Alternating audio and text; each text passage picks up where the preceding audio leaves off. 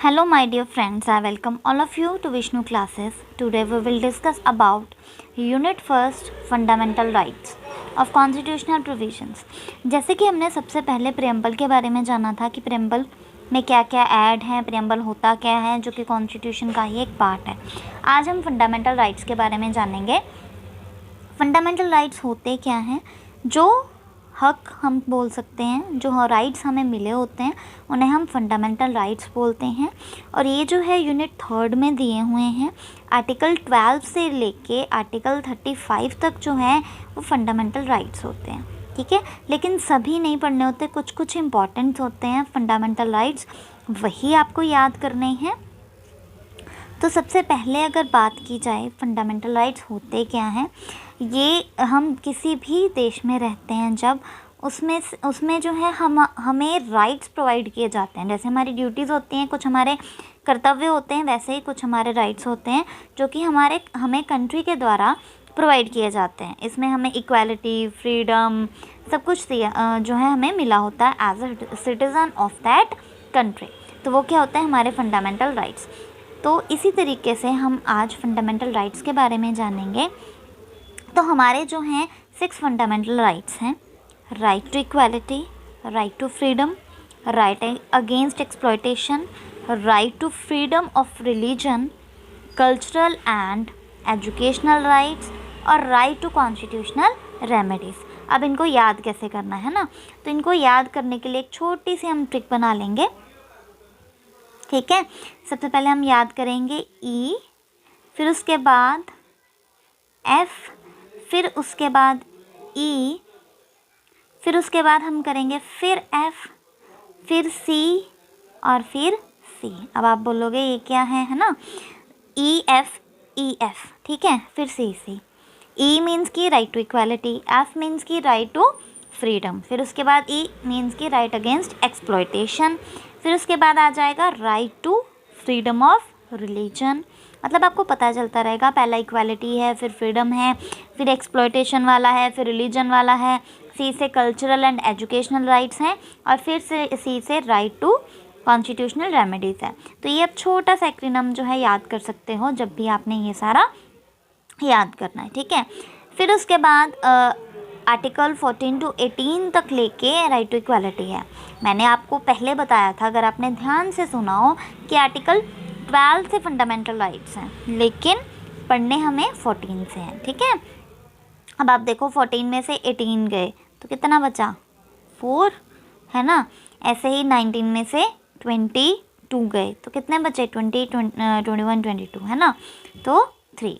फिर इसमें 1, 23, 24 में 1, फिर उसके बाद 25, 26, 27, 28, फिर 3।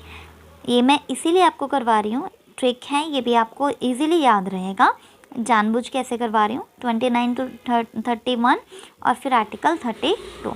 जैसे मैंने ऊपर एक्रोनिम बनाई ना, ई एफ सी सी, कॉन्टिन्यूसली लिखने के लिए आपको, वैसे ही 4, 3, 1, 3, 1, ठीक है।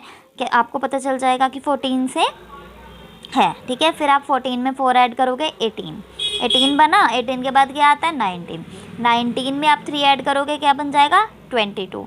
ऐसे ही 23, 24, फिर उसके बाद 24 के बाद क्या आएगा, 25 में +3 ऐड किए, कितने बने, 28 के बाद कितना आता है, 29 में 1 ऐड किया, कितना बना, 30, ठीक है। इसी तरीके से सारे आर्टिकल्स जो हैं आप इजीली याद कर सकते हो, ठीक है। एक एक्रोनिम बनाई हमने ई एफ सी सी, एक हमने बनाई है 4, 3, 1, 3, 1, ठीक है। ये मैंने अपने अकॉर्डिंगली बनाई है, ठीक है। आप इजीली पेपर में आप लिख सकते हो इसी वे से, ठीक है। तो आपको पता चल गया कि पहली है राइट टू इक्वालिटी, याद करने का वे बता दिया, फिर है राइट टू फ्रीडम, एक्सप्लॉयटेशन वाला। अब हम सबसे पहले जानेंगे राइट टू इक्वालिटी है क्या, ठीक है। जो हमारा राइट टू इक्वालिटी है ना, उसमें आर्टिकल मैंने आपको कितने बताए थे, 14 to 18 है ना, 14 में 4 ऐड करना था, याद है। तो आर्टिकल 14 हमें क्या कहता है, equality before the law. Equality before the law क्या होता है कि हम सभी कानून की नज़रों में क्या है, इक्वल हैं, ठीक है। किसी के साथ कोई भी तरीके का भेदभाव नहीं है, कानून की नज़रों में कोई छोटा या कोई बड़ा नहीं है, सभी इक्वल हैं, एक समान हैं। फिर उसके बाद अगर हम आर्टिकल 15 की बात करें तो वो क्या है, कि prohibition of discrimination on the grounds of religion, race, caste, sex और प्लेस ऑफ बर्थ। मतलब कि किसी के साथ भी किसी भी तरीके का भेदभाव नहीं है, ना ही रिलीजन के बेस पे, ना ही रेस के बेस पे, ना ही जेंडर के बेस पे। ठीक है, किसी के साथ भी कोई भेदभाव नहीं करना, सभी इक्वल हैं। ठीक है, फिर उसके बाद है आर्टिकल 16। वो हमें क्या बताता है?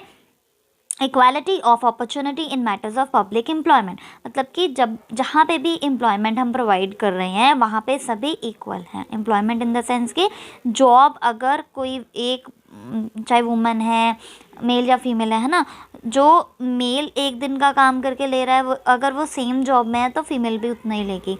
ठीक है, इक्वल अपॉर्चुनिटीज़ हैं, किसी भी तरीके का जो है इसमें भी डिस्क्रिमिनेशन नहीं है। ये शो कर रहा है कि इक्वालिटी है। ठीक है, फिर उसके बाद आर्टिकल 17 है एबोलिशन ऑफ अनटचेबिलिटी। अब ये क्या होता है? अनटचेबिलिटी पहले चलता था जिसे हम छुआछूत बोलते हैं, कि हम जो हैं हम किसी को भी टच नहीं करेंगे। ठीक है, किसी को भी टच नहीं करेंगे। ठीक है, पहले ऐसे चलता था जो भी लोअर कास्ट के होते थे। तो आर्टिकल 17 हमें कहता है कि ऐसे अनटचेबिलिटी जो है वो एक ऑफेंस है, इसलिए उन्होंने अनटचेबिलिटी को क्या कर दिया है? ख़त्म कर दिया है, एबॉलिश कर दिया है। फिर उसके बाद है आर्टिकल 18। अब आर्टिकल 18 हमें क्या कहता है? Abolition of titles. पहले क्या होता था? कुछ टाइटल्स मिलते थे ब्रिटिशर्स के द्वारा। ठीक है, तो वो टाइटल्स जो है उनको एबॉलिश कर दिया गया है। ठीक है, तो इसीलिए आर्टिकल 14 to 18 जो है हमारा राइट टू इक्वालिटी है। और कौन कौन से राइट्स हैं वो मैंने आपको बता दिए। नेक्स्ट है हमारा राइट टू फ्रीडम। अब राइट टू फ्रीडम क्या है? कि हमें आज़ादी का हक है।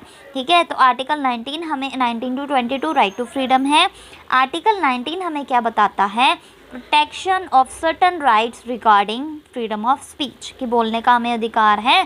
ठीक है, हम बोल सकते हैं, जो भी हमारा मन करता है हम फ्रीली बोल सकते हैं। तो ये हमारा राइट है और प्रोटेक्ट करता है हमारे सुप्रीम कोर्ट के द्वारा। फिर उसके बाद है आर्टिकल 20। वो क्या है? Protection in respect of conviction of offences.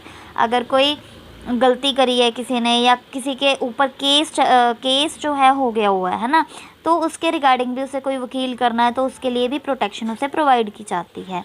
Article 21 है, वो क्या बताता है? Protection of life and personal liberty. Article 21 बहुत ही इंपॉर्टेंट राइट है जो कि हमें प्रोटेक्शन प्रोवाइड करता है हमारी लाइफ को भी, कि अगर हमें किसी से खतरा है तो हम कई बार कह देते हैं ना कि हमें खतरा है और गवर्नमेंट हमें प्रोवाइड करती है, पुलिस फोर्स वगैरह, है ना। तो इसीलिए ये 21 आर्टिकल के अंडर आता है और ये हमें पर्सनल लिबर्टी देता है कुछ भी करने की। ठीक है, ये नहीं कि इलीगल करने की, लेकिन जो भी राइट है, जो हमारे फंडामेंटल राइट्स हैं वो हम जो है प्रोटेक्ट करता है हमारा सुप्रीम कोर्ट। आर्टिकल 22 हमें बताता है protection against arrest and detention in certain cases. अगर किसी को अरेस्ट कर लिया है, हम कहते हैं ना कि बिना वारंट के अरेस्ट नहीं कर सकते, अगर अरेस्ट कर लिया है तो क्यों अरेस्ट किया है ये हम पूछ सकते हैं। तो ये जो है वो आर्टिकल 22 के अंडर आता है। तो आज हमने right to equality and right to freedom किया है। So hope you like this. Please like, subscribe and share this channel for more and more videos. Thank you.